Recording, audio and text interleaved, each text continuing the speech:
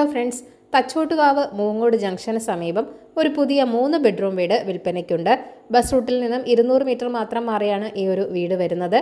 Lorry വരുന്ന വഴി തന്നെയാണ്. വളരെ നല്ലൊരു റെസിഡൻഷ്യൽ ഏരിയയിൽ തന്നെയാണ് വീടുള്ളതും. 4.8 സെന്റിൽ 1550 സ്ക്വയർ ഫീറ്റിലാണ് ഈ വീട് നിർമ്മിച്ചിരിക്കുന്നത്. 3 അറ്റാച്ച്ഡ് ബെഡ്റൂമുകളുണ്ട്.